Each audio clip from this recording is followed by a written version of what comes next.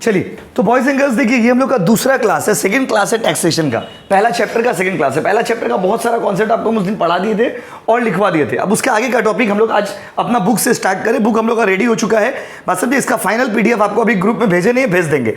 चलिए देखिए, तो माय डियर स्टूडेंट्स, तब तक हम लोग अपना पढ़ाई स्टार्ट करते हैं। बहुत टैक्स को पढ़ने से पहले टैक्स का बहुत सारा वर्ड्स है जो आपको पता रहना चाहिए। आप कहीं भी कोई भी बुक से पढ़ोगे, पहले टैक्स का कुछ वर्ड्स होता है, टैक्स का कुछ टर्मिनोलॉजी है, जो टर्म्स आपको समझना पड़ेगा। उसमें सबसे पहला टर्म है एसएससी। पहला वर्ड क्या है बाबू बताइए? एसएससी टैक्स में किसको बोलते हैं? टैक्स में एसएससी कौन होता है? तो एसएससी का मतलब होता है वो आदमी जो टैक्स देता है। जब लोग टैक्स का जो भी चैप्टर पढ़ेंगे, सम्स बनाएंगे, तो हम लोग कोई आदमी को आदमी का नाम से नहीं बुलाएंगे। जो आदमी टैक्स देता है उस आदमी को क्या बोलते हैं बाबू? एसएससी। तो SSC is the person who page the tax. SSC उस व्यक्ति को कहते हैं, उस इंसान को कहते हैं जो इंसान टैक्स देता है। तो जल्दी बताइए, जो इंसान टैक्स देता है उस इंसान को क्या बोलते हैं बताइए? एसएससी। तो who is SSC? SSC is the person who page the tax. अब देखो, बुक के हिसाब से जो डेफिनेशन हो, तो ये जो डेफिनेशन है एकदम इनकम टैक्स का डेफिनेशन है। और कभी अगर आपसे एग्जाम में पूछेगा define SSC as per IT act, तो आपको पूरा यही लिखना पड़ेगा, तब आप बना के नहीं लिख सकते। आईटी एक्ट मतलब इनकम टैक्स में जो वर्ड यूज किया गया है, वही वर्ड्स के हिसाब से आप डेफिनेशन बताइए, तो आपको ये निकालना पड़ेगा। ठीक है, तो अगर आपसे कोई पूछता है कि भाई एसएससी कौन है, एसएससी किसको बोलते हैं, तो क्या आंसर दोगे बताओ? SSC is the person who page the tax. SSC उस इंसान को कहते हैं जो इंसान टैक्स देता है। तो जो आदमी टैक्स देता है उसको क्या बोलते हैं बाबू? एसएससी। क्या बोलते हैं बताइए? देखिए क्या लिखा हुआ है, in common parlance every taxpayer is an assessee. हर वो इंसान जो टैक्स दे रहा है वो कौन है बाबू? एसएससी।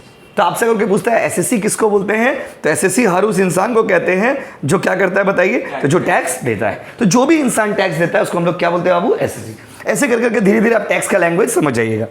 दूसरा वर्ड क्या है देखिए, दूसरा वर्ड है प्रीवियस ईयर। अब ये प्रीवियस ईयर और असेसमेंट ईयर दोनों आपको हम एक साथ समझाते हैं कि प्रीवियस ईयर क्या है और असेसमेंट ईयर क्या है। इनकम टैक्स के हिसाब से प्रीवियस ईयर किसको बोलते हैं और असेसमेंट ईयर किसको बोलते हैं। देखिए, ये कॉन्सेप्ट को समझने के लिए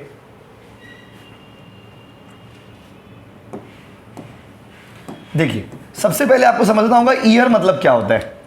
प्रीवियस ईयर और असेसमेंट ईयर टैक्स के हिसाब से समझने के लिए सबसे पहले आपको यह समझना होगा ईयर का मतलब क्या होता है। तो भाइयों और बहनों, ईयर का मतलब होता है पीरियड ऑफ 12 मंथ्स। देखिए कैसे बना, पीरियड ऑफ कितना मंथ्स बताइए? 12 महीना का एक साल होता है, तो 12 महीना की पीरियड को हम लोग क्या बोलते हैं? ईयर। 12 महीना का पीरियड को हम लोग क्या बोलते हैं बाबू? ईयर। तो पीरियड ऑफ 12 मंथ्स उसको हम लोग क्या बोलते हैं? ईयर। 12 महीना हो गया मतलब वो क्या हो गया बाबू? एक साल हो गया। 12 महीना हो गया मतलब वो क्या हो गया? एक साल हो गया। अब क्या होगा भाई? अब यहां पर दो कॉन्सेप्ट निकलता है टैक्स की दुनिया में, एक होता है प्रीवियस ईयर और एक होता है असेसमेंट ईयर। देखो कितना इजीली आपको बताएंगे, अभी समझिएगा। एक है प्रीवियस ईयर और एक क्या बाबू? Assessment year. बहुत ही सिंपल लैंग्वेज में समझिए, प्रीवियस ईयर वो होता है जिसमें आप कमाते हो और असेसमेंट ईयर वो होता है जिसमें आप देते हो। क्या देते हो? टैक्स। तो प्रीवियस ईयर वो ईयर है जिसमें हम लोग कमाते हैं और असेसमेंट ईयर वो होता है जिसमें हम लोग देते हैं क्या? टैक्स। तो इंग्लिश में अगर बोले, previous year is the year in which you earn the income, जब जिस साल में आप कमाते हो। और assessment year is the year in which your tax is assess. Assess मतलब कैलकुलेटेड। जिस साल में आपका टैक्स कैलकुलेशन होगा उसको क्या बोलिएगा? Assessment year. और जिस साल में आपने कमाया है उसको क्या बोलते हैं? Previous year. Simple. Previous year is also of 12 months, assessment year is also of 12 months. Previous year भी नॉर्मली कितना महीना का होता है? 12। असेसमेंट ईयर भी नॉर्मली कितना महीना का होता है बताइए? 12।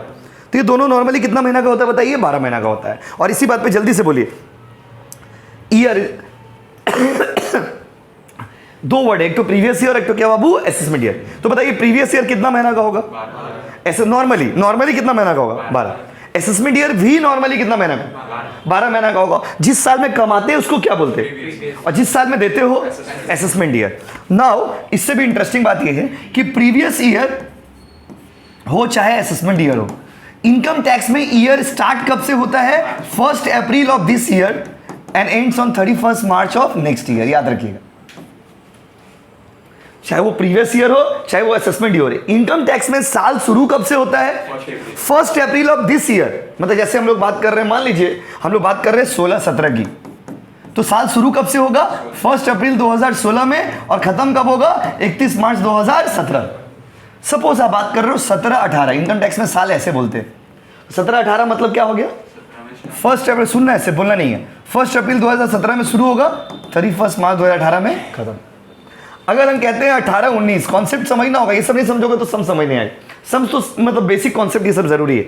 18-19 मतलब क्या हो गया? Starts on the 1 April of this month this year and ends on the 31 March of the next year. इस साल का 18 को, इस साल का अप्रैल में शुरू होगा और अगला साल का मार्च में खत्म होगा। तो यहां पर देखिए कॉन्सेप्ट क्या है, 16, 17, 17, 18, 18, 19, इस तरह से अलग अलग ईयर दिया हुआ भाई। तो आपसे अगर कोई पूछेगा कि प्रीवियस ईयर असेसमेंट ईयर में फर्क क्या है, तो प्रीवियस ईयर वो होता है जिसमें हम कमाते हैं, असेसमेंट ईयर वो होता है जिसमें हम टैक्स देते हैं, पहला बात। दूसरा बात, प्रीवियस ईयर भी 12 महीना का, असेसमेंट ईयर भी 12 महीना का नॉर्मली। अच्छा, तीसरा बात, प्रीवियस ईयर हो चाहे असेसमेंट ईयर हो, साल शुरू कब होगा? बोलिए और खत्म कब होगा? 31 मार्च। Starts on the 1st April of this month year and ends on the 31st March of next year. Yes or no? तो बताइए, इनकम टैक्स में अगर हम कहते हैं, आपसे पूछते हैं, अगर हम कहते हैं 19-20, इसका मतलब क्या हो गया? साल शुरू कब हो रहा? कमेंट करके बताइए। 1 अप्रैल 2019 और खत्म कब हो रहा? 31 मार्च 2020। अगर हम कहते हैं 19-20, इसका मतलब it starts from 1 April 2019 and ends on 31 मार्च 2020। बात समझ रहे ना? अच्छा, अगर हम कहते हैं इनकम टैक्स में अभी चल रहा 24-25, इनकम टैक्स के हिसाब से अभी कौन सा साल चल रहा है बताइए? 24 नहीं चल रहा, 24-25। 24-25 का मतलब क्या हो गया? 1 अप्रैल 2024 और एंड्स ऑन 31 मार्च 2025। बोलो हाँ कि नहीं? अब इससे भी इंटरेस्टिंग फैक्ट, प्रीवियस ईयर पहले होगा और असेसमेंट ईयर बाद में होगा, याद रखिए। इसका मतलब क्या हुआ? अगर प्रीवियस ईयर है 17-18 तो उसका असेसमेंट ईयर कब होगा? 18-19। प्रीवियस ईयर है अगर आपका 18-19 तो असेसमेंट ईयर कब होगा? 19-20। प्रीवियस ईयर है 19-20 तो असेसमेंट ईयर कब होगा? 20-21। प्रीवियस ईयर है 20-21 तो असेसमेंट ईयर क्या होगा? 21-22। बोलो हाँ कि नहीं? प्रीवियस ईयर के बाद वाला साल को हम लोग क्या बोलते हैं बाबू? Assessment year. क्योंकि आपको हम स्टार्टिंग में ही क्या बोले कि पहले कमाएंगे फिर तो देंगे। तो जिस साल में कमाते हैं वो क्या है बताइए? Previous year. और जिस साल में देते हो वो क्या है बताइए? Assessment year. तो what is the difference between previous year and assessment year? तो प्रीवियस ईयर वो होता है जिस साल में हम लोग कमाते हैं और असेसमेंट ईयर वो होता है जिस साल में हम लोग टैक्स देते हैं। क्या देते हैं बाबू? टैक्स। तो ये था कॉन्सेप्ट। अब देखते हैं यहाँ पे बुक में क्या लिखा हुआ है। ये आपको सिंपल लैंग्वेज समझने के लिए हो गया। अब देखते हैं बुक में क्या लिखा हुआ है। अभी लिखना नहीं है कुछ भी। Previous year means the financial year immediately preceding the assessment year. बोला असेसमेंट ईयर से पहले का जो ईयर होता है उसको क्या बोलते हैं? Previous year. और income earned in the year is taxable in the next year. बोला जिस साल में कमाते हैं उसको प्रीवियस ईयर बोलते हैं, लेकिन उसका ऊपर टैक्स कब लगता है? अगला साल। The year in which income is earn is known as previous year. जो आपको बोले सब लिखा हुआ है। The present previous year is 23-24 and assessment year is 24-25। बस मतलब अभी तो देखो 23-24 तो खत्म हो गया, मतलब बुक में एग्जांपल के लिए दिया हुआ है। अभी जैसे हम लोग पढ़ रहे हैं, अभी कौन सा प्रीवियस ईयर चल रहा है बताइए? 24-25 चल रहा है। अब इसका टैक्स कब देना होगा? 25-26 में। कॉन्सेप्ट समझिए। प्रीवियस ईयर पहले मतलब जिसमें कमाते हो और असेसमेंट ईयर जिसमें देते हो। तो जिस साल में टैक्स देते हो दैट इज असेसमेंट ईयर और जिस साल में कमाते हो दैट इज प्रीवियस ईयर। बोलो हाँ कि नहीं? अच्छा, हम आपसे क्वेश्चन पूछते, कमेंट करके बताना। अगर प्रीवियस ईयर 16-17 है तो असेसमेंट ईयर कब होगा? प्रीवियस ईयर 17-18 तो असेसमेंट ईयर कब होगा? प्रीवियस ईयर 18-19 है तो असेसमेंट ईयर कब होगा? प्रीवियस ईयर अगर 24-25 है तो असेसमेंट ईयर कब होगा? कॉन्सेप्ट क्लियर है गाइस? क्योंकि जब सम्स बनाते हैं ना तो ये सब लैंग्वेज यूज होगा, तो उस समय आपको समझने में सुविधा होगा। सब क्लियर है? अब देखते हैं असेसमेंट ईयर क्या लिखा हो। देखिए, assessment year means the period of 12 months commencing on the first day of April of every year. बोला असेसमेंट ईयर का मतलब 12 महीना जो कि स्टार्ट होता है, वो तो वही नाटक 1 अप्रैल से। सबको पता है इनकम टैक्स में साल मतलब ही स्टार्ट कब से होगा बताइए? 1 अप्रैल से। और खत्म कब होगा? अगला साल का मार्च। अगला साल का मार्च में। It is year just after previous year in which income is earned and previous year is charge to tax. जो बात आपको इतना देरी से बताया वही सब इंग्लिश में लिखा हुआ है। ठीक है, example assessment year 24-25 is a year जिसमें आपको टैक्स देना है, जो कि स्टार्ट होगा 1 अप्रैल से और खत्म होगा 31 मार्च को। और इसका टैक्स कब देना होगा? मतलब इसमें आप किसका टैक्स देते हो? 23-24 का। मतलब एग्जांपल दिया हुआ है कि अगर असेसमेंट ईयर है 24-25, इसका मतलब ये शुरू कब से होगा? 1 अप्रैल, खत्म कब होगा? 31 मार्च। और इसमें किसका टैक्स दोगे? प्रीवियस ईयर का। तो previous year assessment year inter related है, एक दूसरे से रिलेटेड है। तो हम आपसे पूछ रहे, जल्दी बताइए। ड्यूरेशन 12 महीना। ये किसके बाद होता है? प्रीवियस ईयर के बाद होता है। और इसका पर्पस क्या है? इस साल में हम लोग टैक्स देते हैं, टैक्स। तो हम आपसे पूछ रहे, बताइए वो कौन सा ईयर है जिसमें कमाते उसको क्या बोलेंगे? जिसमें देते हैं, कमाते हो, देते हो, कमाते हो, देते हो। अच्छा बताइए, प्रीवियस ईयर हो चाहे असेसमेंट ईयर हो, शुरू कब से हो? 1 अप्रैल, खत्म कब होगा? 31 मार्च। शुरू कब होगा? खत्म कब होगा? 31 मार्च। अच्छा, एक लास्ट क्वेश्चन, अगर प्रीवियस ईयर है 14-15 तो असेसमेंट ईयर कब होगा? एकदम सोचना नहीं, एकदम पानी का तरह कौन से बोलिए। प्रीवियस ईयर है 12-13 तो असेसमेंट ईयर 13-14। प्रीवियस ईयर है 13-14 तो असेसमेंट ईयर। तो इतने देर से लेक्चर सुनने के बाद आपको यही समझ आया कि प्रीवियस ईयर के बाद वाला ईयर को हम लोग असेसमेंट ईयर कहते हैं। लेकिन प्रीवियस ईयर के बाद वाला ईयर को हम लोग क्या कहते हैं बाबू? Assessment year. लेकिन क्या हमेशा प्रीवियस ईयर के बाद वाला साल ही असेसमेंट ईयर होता है? क्या हमेशा प्रीवियस ईयर का इनकम को असेसमेंट ईयर में ही टैक्स देना पड़ता है? क्योंकि आपको तब से यही सिखाया गया कि प्रीवियस ईयर वो है जिसमें हम लोग कमाते हैं और असेसमेंट ईयर वो है जिसमें हम लोग टैक्स देते हैं। बट क्या ऑलवेज प्रीवियस ईयर का इनकम असेसमेंट ईयर में ही टैक्स लगेगा? ये एक बहुत बड़ा क्वेश्चन है कि क्या प्रीवियस ईयर का इनकम पे ऑलवेज असेसमेंट ईयर में ही टैक्स लगेगा? ये एक बहुत बड़ा क्वेश्चन है कि जैसे हम लोग अगर 12-13 में कमा रहे तो क्या जरूरी है हमेशा टैक्स 13-14 में ही देना पड़ेगा? तो कभी कभी ना एक क्वेश्चन आता है कि 5 तो ऐसा केसेस बताइए जहां पर प्रीवियस ईयर का इनकम असेसमेंट ईयर में टैक्स नहीं लगता, मतलब प्रीवियस ईयर का इनकम प्रीवियस ईयर में टैक्स लग जाता है। ये तो एक नॉर्मल चीज हो गया। हम तब से आपको क्या बढ़ा रहे कि 13-14 में कमाएंगे तो 14-15 में टैक्स देंगे, 14-15 में कमाएंगे तो 15-16 में टैक्स देंगे, 15-16 में कमाएंगे तो 16-17 में टैक्स देंगे। Normal situation. But there are few cases जब आप जिस साल में कमाते हो उसी साल में टैक्स देते हो। ये क्वेश्चन थ्योरी में आता है कि give 4 examples when previous year income is taxable in the same year. मतलब नॉर्मली तब से क्या पढ़ा रहा है आपको बताओ कि कमाएंगे प्रीवियस ईयर में और टैक्स देंगे असेसमेंट ईयर में। लेकिन कुछ केसेस ऐसे हैं माय डियर स्टूडेंट्स जहां पर कमाते हैं किसी और साल में और टैक्स देते हैं किसी और साल में, नहीं उसी साल में। तब से तो ही पढ़ रहे प्रीवियस ईयर का इनकम कब टैक्स देते हो? असेसमेंट ईयर में। तब से तो ही पढ़ रहे आज कमाओगे कल टैक्स दोगे, आज कमाओगे कल टैक्स दोगे, नॉर्मल हो गया। लेकिन कुछ सिचुएशन ऐसे हैं जहां पे कमाते हैं आज और टैक्स देते हैं आज ही, मतलब जिस साल का इनकम उसी साल में टैक्स देने पड़ेगा। इसका मतलब क्या हो गया? I am going to explain some cases when previous year का income is taxable in the previous year itself, not in the assessment year. इसका मतलब क्या हुआ कि प्रीवियस ईयर का इनकम को प्रीवियस ईयर में ही टैक्स देना पड़ेगा, असेसमेंट ईयर में टैक्स देने का अलाउड नहीं। ऐसा कौन सा केसेस है? लिखिए, कॉपी में लिखिए। कॉपी बुक दोनों यूज कर रहे हो ना, बुक में पढ़ रहे हो, कॉपी दोनों यूज कर रहे हो। बुक में कॉपी में उसने लिखाए थे ना बहुत सारा कॉन्सेप्ट, उसका रहिए। कॉन्सेप्ट में जितना लिखा है तो उसका आगे आइए।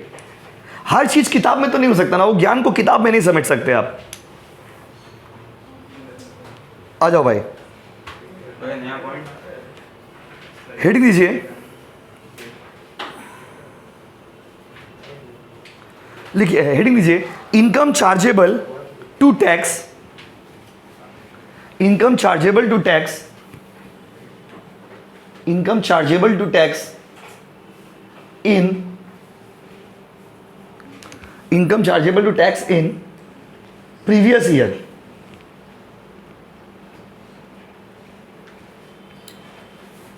अंडरलाइन करिए। अब 5 तो केस आपको लिखवाएंगे, बस 5 तो एग्जांपल लिखवाएंगे। अब बार बार एक ही बात बोले, पहले मेरा सवालों का जवाब दीजिए। अच्छा, एसएससी किसको बोलते हैं इनकम टैक्स में? जो आदमी टैक्स देता है। एसएससी किसको बोलते हैं? जो आदमी टैक्स देता है। और प्रीवियस ईयर क्या है? तो प्रीवियस ईयर वो है जिस साल में हम लोग पैसा कमाते हैं। असेसमेंट ईयर क्या है? तो असेसमेंट ईयर ये वो है जिस साल में हम लोग टैक्स देते हैं। ये कॉन्सेप्ट हो गया। और तब से आपको एक ही बात बताया जा रहा है कि जिस साल में कमाइएगा उसके अगला साल में आपको टैक्स निकालना पड़ेगा, बात खत्म। लेकिन अभी आपको हम कुछ ऐसे 5 केसेस बताएंगे एग्जाम पर्पस के लिए, जिस साल में कमाएंगे उसी साल में टैक्स देना पड़ेगा। समझ गए कॉन्सेप्ट का नाम? Income chargeable to tax in the previous year. मतलब these are some cases where your income is chargeable in the same year. मतलब जिस साल में कमाइएगा ना उसी साल में टैक्स देना होगा। आपके लिए इनकम टैक्स वेट नहीं करेगा। क्यों? एग्जाम्पल देंगे तो समझ आएगा। लिखिए point number 1, income of non resident assessee, income of non resident assessee, income of non resident assessee. अभी तो एसएससी का स्पेलिंग करे बाबा। Income of non resident assessee, assessee from shipping business, from shipping business. सुनिए, बोला है कि अगर कोई, पहले लिख लीजिए फिर समझाते हैं। अगर कोई ऐसा आदमी जो इंडिया का रेसिडेंट नहीं है और वो शिपिंग बिजनेस में एंगेज्ड है, एक तो तुम समुद्र में रहते हो, ऊपर से तुम नॉन रेसिडेंट हो। नॉन रेसिडेंट मतलब अपने देश का हो नहीं ठीक ठाक से, तो तुम्हारा कोई भरोसा नहीं बाबा कब तुम भाग जाओगे। तुम तो ठहरे परदेसी, साथ क्या निभाओगे। तो इसीलिए क्या करता है इनकम टैक्स वाला लोग, बोलता तुमको इसी साल में टैक्स देना पड़ेगा, जिस साल में कमाए हो उसी साल में टैक्स दो। We can't wait for the next year. Why? Because तुम क्या हो, परदेसी हो। एक तो तुम नॉन रेसिडेंट हो, मतलब अपना देश का नहीं हो। दूसरा प्रॉब्लम क्या बताइए, तुम बेटा शिपिंग बिजनेस समझते हो, पानी वाला बिजनेस में हो, कब ऊपर हो कब नीचे हो, कब रहोगे कब नहीं रहोगे, बाबा टैक्स दे दो। तो बड़ा इनकम टैक्स वाला लोग कितना सियाना है देखिए, बोला इस साल का नॉर्मली इस साल का इनकम का अगला साल टैक्स देते। बट अगर आपका धंधा शिपिंग बिजनेस में है और आप नॉन रेसिडेंट हो तो इनकम टैक्स आपके ऊपर भरोसा नहीं करता है। इनकम टैक्स आपको क्या कहता है, तुम तो ठहरे परदेसी, साथ क्या निभाओगे, तुम बाबू टैक्स दे दो। क्या दे दो बताओ, टैक्स। क्लियर है गाइस? दूसरा पॉइंट लिखिए। हाँ वो अलग केस है, वो तो केस, ये तो नॉर्मल केस तो पढ़ लिया आप। अब वो केसेस पढ़ रहे हो आप जहां पर जिस साल में कमाओगे उसी साल में टैक्स देना। नॉर्मल का तो रूल पता ही है, नहीं रेसिडेंट के लिए अलाउड है। देखिए अगला लिखिए, income of a person, income of a person, income of a person who is living India permanently, income of a person who is living India permanently, income of a person who is living India permanently, income of a person who is living India permanently। कोई आदमी India छोड़ के जा रहा permanently, फिर यहां पे कोई बात है, तुम तो ठहरे परदेसी, साथ क्या निभाओगे। तो ऐसा आदमी को कोई भरोसा है बताइए, भरोसा नहीं। इनकम टैक्स बोला बाबू जब तुम देसी छोड़ के जा रहे हो तो टैक्स दे के चले जाओ, तुम्हारे लिए एक साल का वेट क्यों करेंगे, तुम टैक्स देके चले जाओ। दो केसेस हो गए। तीसरा केसेस लिखिए, इस बार आया भी था, मतलब अब तो ये तो पहले सिलेबस 4th सेमेस्टर में था, आप लोगों का 3rd सेमेस्टर में कर दिया, बात समझे ना। तो अभी 4th सेमेस्टर का एग्जाम में क्वेश्चन आया था, उसके लिए कितना पॉइंट हो गया बताइए, 2। तीसरा पॉइंट लिखिए, income of bodies, income of bodies formed for, income of bodies, BODIES, bodies formed, FORMED, formed for short duration। फिर से बोले, income of bodies formed for short duration, short duration। नाम से मीनिंग से समझ गए होंगे आप। कोई ऐसा धंधा, कोई ऐसा बिजनेस जो आप छोटा टाइम के लिए खोले हो, शॉर्ट टर्म के लिए आपका बिजनेस है। जब शॉर्ट टर्म के लिए आपका बिजनेस ही है तो लॉन्ग टर्म में आपसे कैसे एक्सपेक्ट करें कि आप टैक्स दोगे। इसलिए जिस साल में कमाए हो उसी साल में टैक्स दो, फालतू वाला बात मत करो प्लीज। तो जिस साल में कमाए हो उसी साल में टैक्स देना होगा, बस तो बस, और हमको नहीं पता। उस कितना पॉइंट है बताइए, 3। पॉइंट नंबर 4 लिखिए, income of a person, income of a person who is likely, income of a person who is likely to transfer property, income of a person who is likely to transfer property, transfer property to avoid tax, income of a person who is likely to transfer property to avoid tax।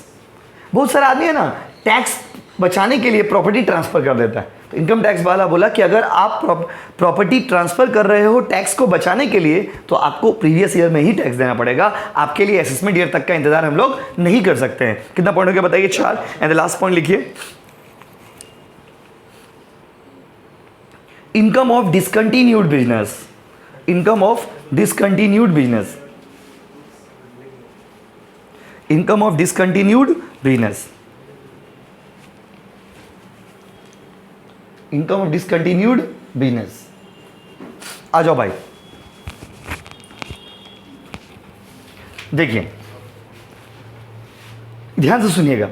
अगर कोई ऐसा business जो आपने start किया discontinue हो गया, बंद हो गया है आपका बिजनेस, तो जब बिजनेस बंद हो गया है तो बाबा टैक्स दे दो, आपके लिए असेसमेंट ईयर का इंतजार नहीं किया सकता। तो माय डियर स्टूडेंट, आप पूरा क्लास टॉपिक का समरी समझिए।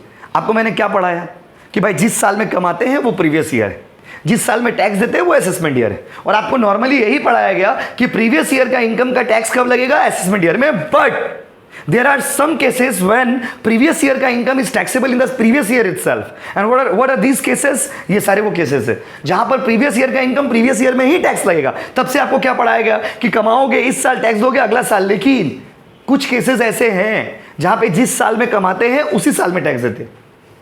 ऐसा केसेस कौन कौन सा बताइए? जितने भी केसेस है सबके पीछे एक ही कॉन्सेप्ट है। क्या कॉन्सेप्ट है? तुम तो ठहरे परदेसी, साथ क्या निभाओगे? तो इनकम टैक्स बोला कि तुम्हारा तो कोई भरोसा नहीं है, तुम टैक्स देके जाओ प्लीज। तुम प्रीवियस ईयर का इनकम पे प्रीवियस ईयर का टैक्स देना। कैसे? Non resident shipping business, previous year का इनकम प्रीवियस ईयर में टैक्स होगा। डिसकंटिन्यूड बिजनेस है, प्रीवियस ईयर में टैक्सेबल होगा। अगर आपका शॉर्ट बिजनेस है, प्रीवियस ईयर में टैक्सेबल होगा। इंडिया छोड़ के जा रहे हो हमेशा के लिए, प्रीवियस ईयर में टैक्सेबल होगा। मतलब ये सारे केसेस को अगर आप पढ़ोगे तो देखोगे एक ही बात समझ आ रहा है कि जिसके ऊपर गवर्नमेंट को भरोसा नहीं, जिसके ऊपर सरकार को भरोसा नहीं है, उसका इनकम का टैक्स सरकार उसी साल में ले लेता है। इन लोगों के ऊपर सरकार का भरोसा एकदम भी नहीं है। सरकार इन लोगों को बेवफा समझता है। क्या समझता है बाबू? बेवफा। Government don't trust them. ये 5 लोगों को, 5 कैटेगरी के लोगों को ये केसेस हो गए। इनकम टैक्स बहुत इंटरेस्टिंग सब्जेक्ट है, आप सुनेंगे समझेंगे बहुत कुछ। और ये this is the only subject जो आपका एग्जाम के लिए रियलिस्टिक सब्जेक्ट, मतलब जब आप रियल वर्ल्ड में जॉब करने जाएंगे तो भी आपका ये काम आएगा। आप कोई भी कॉमर्स से रिलेटेड छोटा मोटा भी जॉब करिएगा, टैक्स का नॉलेज बहुत दरकार पड़ता है। बस बाकी जो भी सब्जेक्ट जैसे कॉस्टिंग वॉस्टिंग या अकाउंट्स जो भी पढ़े, उसका रियल लाइफ में उतना कोई खास यूज नहीं है, क्योंकि वहां पर आपका जैसे अकाउंटिंग टैली पे अब होता है, तो टैली वाली पे अकाउंटिंग होगा, बहुत सारे नए नए सॉफ्टवेयर है उस पर अकाउंटिंग होगा, तो वो सब का आपको उतना कोई खास यूज नहीं होगा। लेकिन ये जो सब्जेक्ट है एकदम रियल, जो पढ़ रहे वो रियल है, ये हाइपोथेटिकल कुछ भी नहीं। अब आइए ये अगला कैटेगरी में आइए। अगला कैटेगरी है बाबू पर्सन। सेक्शंस देख लीजिए, सारा सेक्शंस भी दिया हुआ है। तो पर्सन कौन है बाबू? पर्सन किसको आपसे एग्जाम में क्या करेगा? डायरेक्टली 4 मार्क्स में पूछ देगा। Define person as per income tax. तो define person as per income tax बना के नहीं लिख सकते, पूरा आपको छाप देना है, पूरा ऐसे छाप देना है जो जो यहां पे लिखा हुआ। बट सर समझाइए, तो समझा तो रहे, लेकिन लिखना कैसे वो बता रहे। इनकम टैक्स पूछेगा, पूरा छाप दीजिएगा एकदम। बुक तो आपको मिलेगा 2-4 दिन में, प्रिंटेड बुक, बात समझे ना, पूरा एकदम छाप दोगे। क्या करोगे बताओ? छाप दो। बट ये 7 कैटेगरी है क्या? इंडिया में इंडियन लॉ के हिसाब से, इंडियन इनकम टैक्स लॉ के हिसाब से, लॉ ही है एक तरह का। इंडिया में हम लोग नॉर्मली क्या समझते हैं? पर्सन मतलब इंसान, आज तक तो आप ही समझते हैं। बट इनकम टैक्स कहता है कि पर्सन में 7 कैटेगरी है बाबू। कितना कैटेगरी है? 7। There are 7 categories of person. How many categories बताओ? तो नॉर्मली हम लोग क्या समझते हैं? पर्सन मतलब इंसान। बट इनकम टैक्स लॉ के हिसाब से देयर आर 7 कैटेगरीज। कितना कैटेगरीज बोलो? 7 बोलो ना, 7 कैटेगरीज। पर्सन मतलब नॉर्मली क्या समझते हैं हम लोग, आप लोग इंसान समझते थे आज तक, ठीक है? आप हो गए, आपका बाबू हो गए, ये सब क्या हो गया? पर्सन हो गए। बट सिर्फ आप और आपका बाबू तक ही पर्सन का डेफिनेशन इनकम टैक्स में लिमिटेड नहीं है। In the eyes of income tax person refers to 7 categories of identities। 7 category है। ओ माय गॉड, सतरंगी। कितना रंगी बताइए? सतरंगी। 7 रंग भरिए जीवन में। कितना रंग बाबू? 7। अभी 7 कैटेगरी आपको हम एक एक करके पढ़ाते हैं, समझाते हैं, और आप उसको उसके बाद फिर इसके आइडेंटिफिकेशन। इससे एक तो डेफिनेशन हो गया, दूसरा इससे क्वेश्चन कैसा आ सकता है वो भी आपको बता रहे। आपको क्या करेगा? 5-6 एग्जाम्पल दे देगा, बोलेगा identify the nature of person. मतलब बताइए कौन इंडिविजुअल है, कौन HUF है, कौन कंपनी है, कौन फर्म है, ये सब बताते हैं। तो भाई और बहनों, सबसे पहले कौन है बताइए? सबसे पहले कौन है बताइए? सबसे पहले है इंडिविजुअल। इंडिविजुअल मतलब कौन? इंडिविजुअल का मतलब क्या होता है बताइए? इंडिविजुअल मतलब होता है natural person like you and me. हम लोग, आप लोग कैसा पर्सन है बताइए? Natural person. और हम लोग किस कैटेगरी में आएंगे बताइए? इंडिविजुअल। इंडिविजुअल में कौन आता है बोलो? Natural person. जब आपको बुक मिलेगा तो बुक में ऐसे लिख लेना, नेचुरल पर्सन। बात समझे ना? तो इंडिविजुअल का मतलब क्या हो गया बाबू? Natural person. Natural person example भी दे दे रहे आपको यहाँ पे। एग्जांपल कौन बताइए? मिस्टर राज, नेचुरल पर्सन। मिस्टर राज क्या हो गया बाबू? Natural person. हमारे आप कैसे इंसान कौन से कैटेगरी में आ गए बताइए? नेचुरल। आप लोग जितने लोग यहाँ बैठे हो, आप लोग सारे लोग कौन से कैटेगरी में बोलो? नेचुरल। जो लोग लाइव क्लासेस या यूट्यूब पे कर रहे हो वो लोग भी कौन से कैटेगरी में बताओ? नेचुरल पर्सन है। क्योंकि देखो सिंपल सा चीज है, जो लोग आप नेचुरल क्यों हैं? क्योंकि you have feelings, you can watch, you can talk, you can feel. आपको प्यार होता है, मोहब्बत होता है, आप एहसास करते हो, आपके अंदर फीलिंग्स है, जज्बात है, आप नेचुरल हो। किस बात समझे? आप अपना दोस्त को पेन भोग के देखिए, बात समझे? अगर गुस्सा हो गया, चिल्ला गया, चीखने लग गया, मतलब इंसान है, नेचुरल है। कुछ फील नहीं हो रहा, कुछ फील ही नहीं हो रहा। कुछ फील नहीं होना इंसानियत का अभाव है। देखिए आप लोग सारे लोग नेचुरल हो, हंस रहे हो, गुस्सा आ रहा, नाराज हो रहे हो, जीलसी है, आप बात समझे? आपको जलन होता है, इंसान हुआ। गुस्सा नहीं होते हो, जलन नहीं होता है, हंसते नहीं हो, मुस्कुराते नहीं, इंसानियत का अभाव है आपके अंदर, इंसानी लक्षणों का अभाव है। You are not natural person. तो नेचुरल पर्सन किस कैटेगरी में आएगा बोलिए? इंडिविजुअल। मिस्टर राज एग्जाम्पल, कोई भी आदमी का नाम लिख लीजिए, आदमी औरत किसी का भी नाम, ठीक है? HUF नाम से ही पता चल रहा है, हिंदू अनडिवाइडेड फैमिली, एक ऐसा हिंदू परिवार जिसका बंटवारा नहीं, वो भी किस कैटेगरी में आएगा बताइए? हिंदू अनडिवाइडेड फैमिली, उसको HUF में रखा गया है, उसका अलग स्टेटस होता है। एक ऐसा हिंदू परिवार जिसका बंटवारा नहीं हुआ, एक ऐसा हिंदू परिवार जिसका बंटवारा नहीं हुआ, वो किस कैटेगरी में होगा बताइए? HUF। क्या बाबू? HUF। H for Hindu, U for undivided, F for family, Hindu undivided family. अगला कौन सा कैटेगरी बताइए? जैसे एग्जांपल दे रहे, मान लीजिए मेरा family, I belong to Hindu family और मेरा बंटवारा नहीं हुआ, तो हम किस, और मेरा एक तो बिजनेस है, ये पापा का एक तो बिजनेस था, हम लोग सब दोनों भाई तीनों भाई सब मिल के चला रहे, तो ये कौन सा भी कैटेगरी में आएगा बताइए? HUF। जैसे एग्जांपल दे रहे, मिस्टर राहुल, हिज 3 चिल्ड्रेन, तो ये किस कैटेगरी में चला गया बताइए? HUF। मतलब HUF का मतलब ही होता है एक ऐसा हिंदू परिवार जिसका बंटवारा नहीं हो। यस और नो गाइस, उसको किस कैटेगरी में रखा गया बताइए? HUF। अगला एक कंपनी, कंपनी समझते ही हो, जैसे रिलायंस, रिलायंस क्या है? रिलायंस लिमिटेड, रिलायंस क्या है? कंपनी। ITC क्या है? कंपनी। ये सारे किस कैटेगरी में आ गया बाबू? कंपनी। किस कैटेगरी में बोलो ना? कंपनी। फर्म, फर्म मतलब समझते हो क्या होता है? Partnership business. पार्टनरशिप बिजनेस को क्या बोलते हो बाबू? फर्म। पार्टनरशिप बिजनेस को क्या बोलते बताइए? फर्म। और पार्टनरशिप को रिप्रेजेंट कैसे किया जाता है? ऐसे, जैसे 2 आदमी हैं, A and B co dot, इसका मतलब क्या हो गया? A and B कंपनी, ये को डॉट का मतलब कंपनी का मतलब क्या? Partnership business. कौन सा बिजनेस बताइए? पार्टनरशिप। कौन सा बिजनेस बताइए? पार्टनरशिप। पार्टनरशिप बिजनेस को ही बोलते हैं फर्म, पहले भी पढ़े हो सुने हो। उसके बाद AOP, एसोसिएशन ऑफ पर्सन और बॉडी ऑफ इंडिविजुअल्स, ये दोनों एक्चुअली एक ही है बट थोड़ा सा माइनर डिफरेंस है। एसोसिएशन ऑफ पर्सन और बॉडी ऑफ इंडिविजुअल, देखो एसोसिएशन ऑफ पर्सन और बॉडी ऑफ इंडिविजुअल का मतलब होता है संगठन, कोई group of people coming together, meeting together for common purpose. लेकिन इसमें डिफरेंस क्या है दोनों में बताइए? बॉडी ऑफ इंडिविजुअल का मेंबर सिर्फ इंसान ही होता है, और एसोसिएशन ऑफ पर्सन का मेंबर कंपनी भी हो सकता है, फर्म भी हो सकता है, कोई और भी बिजनेस का फॉर्म हो सकता है। जैसे 3-4 तो कंपनी मिलकर के एक तो संगठन बनाया तो वो क्या हो जाएगा? Association of person. 5-10 तो आदमी मिलकर एक तो क्लब बनाया, ये क्या हो गया? Body of individual. तो बॉडी ऑफ इंडिविजुअल और एसोसिएशन ऑफ पर्सन दोनों का मतलब होता है संगठन, संगठन मतलब ऑर्गेनाइजेशंस। लेकिन अगर इंसान लोग उसका मेंबर होगा तो क्या बन जाएगा? Body of individual. और अगर उसका मेंबर कोई कंपनी है, कोई फर्म है, या फिर कोई और भी पर्सन है, तो वो किस कैटेगरी में आ जाएगा बताइए? Association of person. लेकिन दोनों का मतलब होता है संगठन। क्या होता है वो? संगठन। अभी आपको हम सबका एग्जांपल दिखाएंगे, उसके सबका आइडेंटिफाई करके एक तो आपको क्वेश्चन करवाएंगे, तो उतना छाप मत लीजिए, पहले समझिए। अगला है लोकल अथॉरिटी। लोकल अथॉरिटी मतलब लोकल गवर्नमेंट। गवर्नमेंट 3 तरह का होता है, local government, central government, state government. Central government का मतलब दादा, दादा मतलब मोदी जी। स्टेट गवर्नमेंट का मतलब दीदी, दीदी मतलब ममता दीदी। हम लोग के लिए समझना बहुत ही, वेस्ट बंगाल में जो लोग रहते हैं उन लोग के लिए गवर्नमेंट का मीनिंग जानना बहुत ईजी है। दीदी और दादा, दीदी माने स्टेट गवर्नमेंट, दादा माने सेंट्रल गवर्नमेंट, और भैया लोग जो पाड़ा मोहल्ला में है दैट इज लोकल गवर्नमेंट। दादा दादा जो लोग एरिया में होता है ना भैया लोग, वो लोग कौन सा है बताइए? Local government. जैसे काउंसिलर्स, शहर में जो लोग रहते हो, आप लोग का काउंसिलर कौन सा गवर्नमेंट का पार्ट हो गया? Local government. काउंसिलर नहीं सुनते हो? हेलो, काउंसिलर नहीं सुने हो? तो ऐसे कर रहे हो जैसे काउंसिलर पहली बार सुन रहे। काउंसिलर, अरे काउंसिलर, तो काउंसिलर किसका एग्जांपल हो गया बताइए? Local government. शहर में काउंसिलर, और गांव में मुखिया जी, ग्राम पंचायत, ग्राम प्रधान, ये सारे किस कैटेगरी में आते हैं बताइए? Local government. यस और no guys?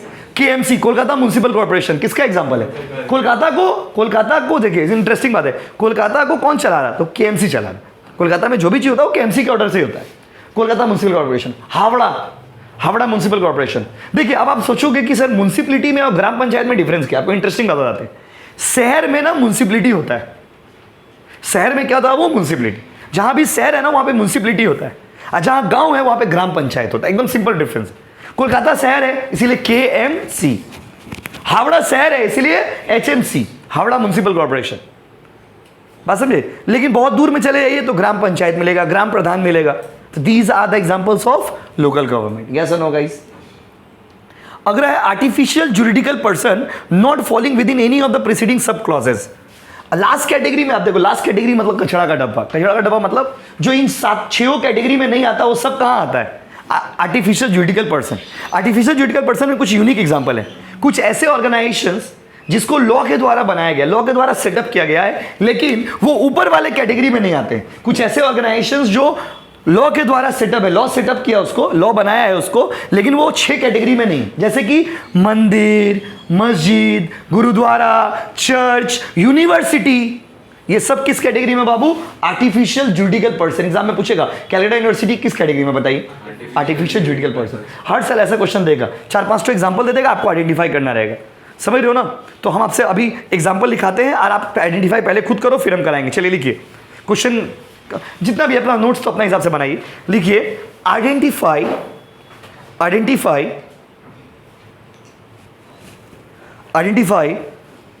The nature of person. Person का नेचर बताओ ना बाबू।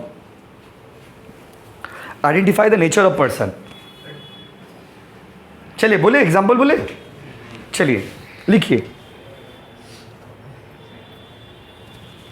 पॉइंट नंबर 1 लिखिए, आलिया भट्ट। एग्जाम्पल 1 लिखिए, आलिया भट्ट। आलिया भट्ट। दूसरा लिखिए, नहीं हो गया था, अब एक ही नाम 2 बार कैसे लिखिएगा? आलिया भट्ट, आलिया भट्ट लिख दिए ना, उसका लिखिए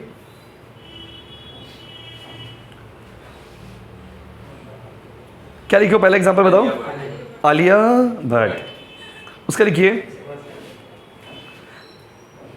Birla limited. Birla limited, LTD लिख दीजिए ना, उतना लिमिटेड का लिखिएगा। तीसरा लिखिए mister Arun Singh, mister Arun Singh and his 4 children. Mr. Arun Singh and his 4 children. Mr. Arun Singh and his 4 children.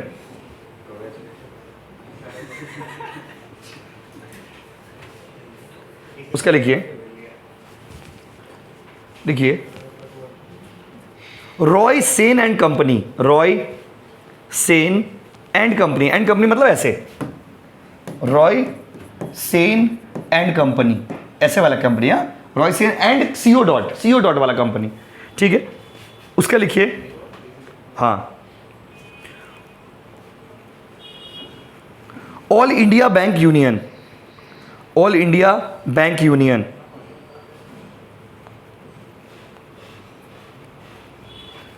उसका लिखिए भाई भाई क्लब। क्लब का नाम है भाई भाई क्लब। कोलकाता में तो ऐसे ही नाम रहता है ना, भाई भाई क्लब। भाई भाई सॉन्ग हो, भाई भाई क्लब, लिख दिए? उसका लिखिए अपना फेवरेट KMC। KMC लिखिए, KMC। अगला लिखिए HMC।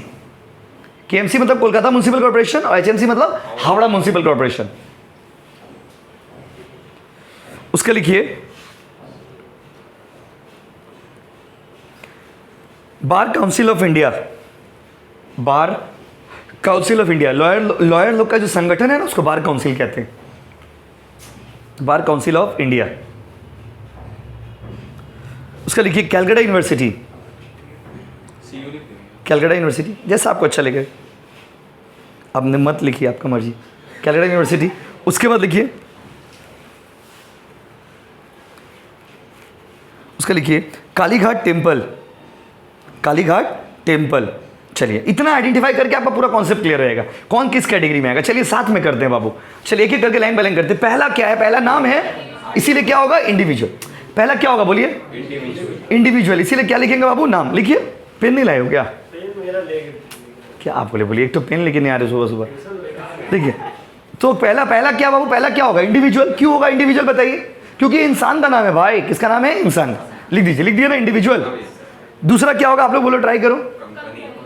Yes, very good. तो लिख दीजिए कंपनी। संग संग समझ रहे, साथ साथ करेंगे, साथ साथ करेंगे। अभी पहले लिख, आप सोच के रखिए, लेकिन लिखिए मत, मेरे साथ डिस्कस करिए। एक बार क्लियर कर लोगे फिर अगला बार से कर पाओगे। तीसरा क्या है बाबू? एक हिंदू नाम है और उसके साथ क्या है? 4 बच्चा है। तो ये कौन सा कैटेगरी में आएगा? HUF। लिख दीजिए बगल में HUF। हाँ, HUF लिख दीजिए। लिख दिए? उसके बाद बाबू क्या है? पार्टनरशिप फॉर्म हो जाएगा रॉय एंड कंपनी, क्योंकि पार्टनरशिप है। देखो 60% क्लियर हो चुका है, एक बार करेंगे पूरा क्लियर रहेगा। उसके बाद ऑल इंडिया बैंक यूनियन। अब ये ऑल इंडिया बैंक यूनियन जो है ये क्या होगा? ये होगा एसोसिएशन ऑफ पर्सन। क्योंकि इसका मेंबर कोई भी हो सकता है, एक कंपनी भी इसका मेंबर हो सकता है, एक इंसान भी इसका मेंबर हो सकता है, इसीलिए एसोसिएशन ऑफ पर्सन में जाएगा। All India bank union. भाई भाई क्लब कहां जाएगा? बॉडी ऑफ इंडिविजुअल, क्योंकि क्लब का मेंबर तो इंसान ही होता है, मेरा आपका जैसा। बॉडी ऑफ इंडिविजुअल, इसी तो पहचाना रहे ना, इसी तो करवा रहे आपको, जिसे पहचानने में सुविधा हो। उसके बाद केएमसी कहां जाएगा बोलो? Local authority. केएमसी कहां जाएगा बाबू? Local authority. एचएमसी भी कहां जाएगा बोलो? Local authority. अच्छा, बार काउंसिल ऑफ इंडिया, ये कुछ ऐसे इंस्टीट्यूट्स है ना जिसको इंडिया ने इंडियन लॉ के हिसाब से बनाया गया, स्पेसिफिकली बनाया गया। ये हो जाएगा artificial juridical person. Artificial juridical person exam में क्या करेगा? 4-5 तो रैंडमली दे देगा, आपको बताना रहेगा ऐसे ही। हम आपको, ये तो हम करवा रहे हैं, इसके बाद आपको हम करने के लिए देंगे जो आपको करना होगा, एकदम आपको ही करना होगा और सही करना होगा। और उसके बाद आइए सीयू। सीयू कहां जाएगा? Artificial juridical person, Calcutta university. Artificial juridical person. अगला बोलिए लास्ट, कालीघाट मंदिर भी कहां जाएगा? Artificial juridical person. ये तो हम बता दिए आपको, अब आपको करना है, ठीक है। अब हम 5 तो एग्जाम के हिसाब से, मतलब just like I am taking your exam, जैसे हम आपका एग्जाम ले रहे, हम आपको 5 क्वेश्चन दे रहे, आपको करना है और अभी करना है, सही करना है क्लास में। अगला लिखिए, आइडेंटिफाई, बोर्ड पे लिख दे रहे इसको, identify the nature of person. Nature of person, पहला चैप्टर में ना थ्योरी है खाली, पहले चैप्टर में सम्स नहीं है, इसलिए ये इस तरह से थ्योरीज आएंगे। थ्योरी में भी conceptual theory, identify the nature of person. 3, 4, 5, चलो। रणवीर सिंह, उसके लिखते हैं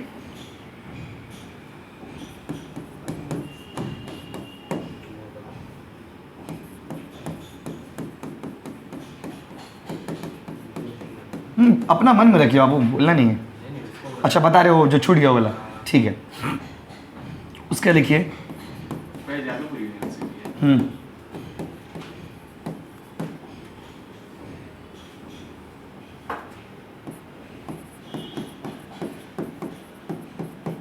चलिए, ये 5 आपको खुद से करना है, अभी करना है और सही करना है। जादवपुर यूनिवर्सिटी आपको करना है, खुद से करना है और सही करना है। करिए भाई, सारे बच्चे करिए। कमेंट करके बताइए बाबू क्या किए हो, कौन सा सही है कौन सा गलत है।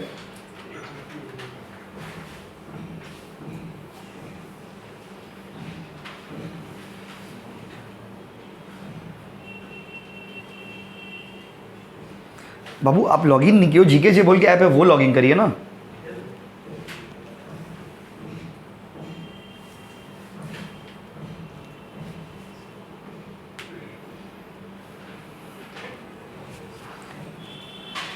हो जाए तो बोलिएगा भाई।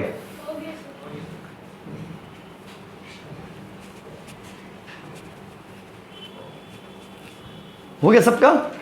चलो भाई, रणवीर सिंह कहां जाएंगे बोलिए? रणवीर सिंह कौन है? इंडिविजुअल है। पीएन कंपनी कौन है? फर्म है। जादवपुर यूनिवर्सिटी क्या है? Artificial juridical person, AJP. Artificial juridical person पूरा लिखे हो ना? लिखे हो तो? Gram panchayat local authority, local authority. और Blue Star Club body of individuals. Thank you so much for today, फिर मिलते हैं नेक्स्ट क्लास में।